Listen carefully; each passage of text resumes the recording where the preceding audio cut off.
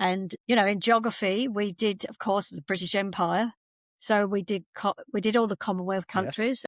And I was really fascinated. This is when I'm about 11. I was really fascinated with Australia. I used to read Neville Shute and all Mm. the, I did extracurricular study purely out of pleasure. I thought it was an adventure. I had a very fiery imagination. So I thought I want to be a Jillaroo because Yep. I've discovered what a Jillaroo was. There weren't many Jillaroos. It was Yeah. mainly Jackaroos. And so, I really wanted to come Yes. here. It was a dream of mine. But Mm. when I was 14, I asked my parents if I could go. They have a thing called the Big Brother movement. And it was for boys. So they could get exchange and go to Australia for 6 months. But it was only for boys. Girls never got a look in. So that was disappointing. So I just forgot about it. And then Mm. when I was 19 and in a very bad place, one of many times of being in a very bad place, I just wanted to, Yes. I passed Australia House and there it was, the assisted passage.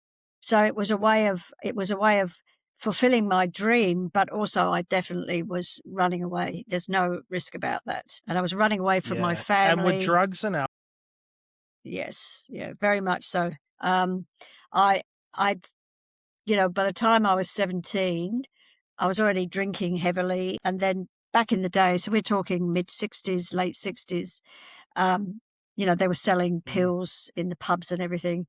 And that's how I first started. Yeah. And very quickly, I was in trouble with the police taking everything. And I got thrown out of home. And I did try to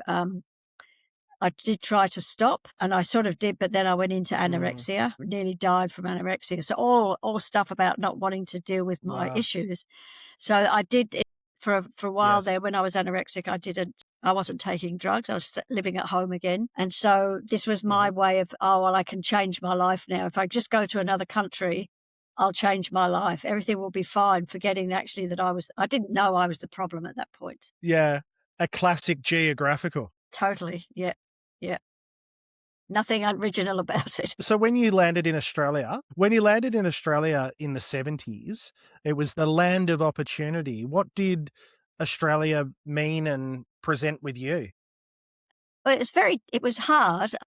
I think Australia's always been a racist country, and I mean, I'm white, so I didn't get that kind of racism, but, it was the latest wave, so every wave copped it. We just didn't cop it as much as Yes. people from other cultures. But the whole whinging pom thing, Mm. but look, you could get a job at the drop of a hat. I mean, it was not hard to find work, and I did Yes. factory work. I did all sorts of different things.